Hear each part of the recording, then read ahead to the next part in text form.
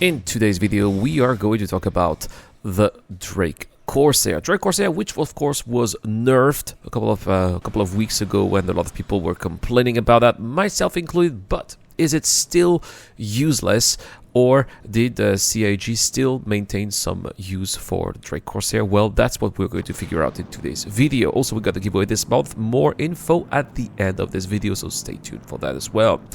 So, the Drake Corsair is labeled as an exploration ship. Exploration ship means that you are going to be able to travel to the far reaches of the verse and be able to come back without the need of refueling. And when we have a look at its fuel capacity, it's true, it's like 5 million liters, I suppose it is, right? But still, nevertheless, it is a very large tank indeed. And when you look at this chart here, which was done by Eriko on Reddit, a really good chart, by the way, you can see indeed that it is among the top tier here in terms of ships when it comes to range, right? The Corsair is just below the 600i Touring and above the M2 Hercules Starlifter. So that puts it on par with the 600i and also the Constellation Aquila, which is the ship this size which has the largest range. And that's indeed very impressive and something worth keeping in mind, especially if you want to operate in the Pyro system, which has way bigger distances than the standard system.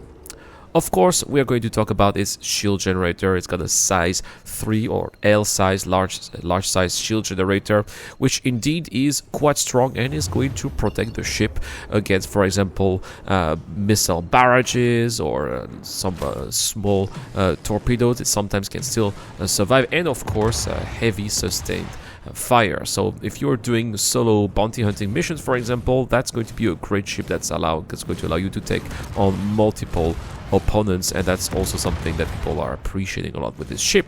And the next thing that's still awesome with the Corsair, despite, as I said, being nerfed, it lost some of its firepower, but it still remains a very powerful ship here, because when you look at its armament, it's still quite impressive. It's got two size 4 M6A cannons and two size 5 M7 cannons, which can all fire together at the same time, giving it some really still massive firepower, and that's quite unmodified here, so you can imagine how it's going to be with better power generators or repeaters or even a crew, because it's supposed to be a multi-crew ship as well, so it's going to have even more firepower with its crew, and some of the guns that the pilot used to have access to are now accessible to the crew. So that means that it's still going to keep the same amount of firepower if you have enough crew member. Now, of course, being a ship of this size, it's not going to be amazing at dogfighting, right? It's going to have a lack of maneuverability. It's normal. It's not a fighter,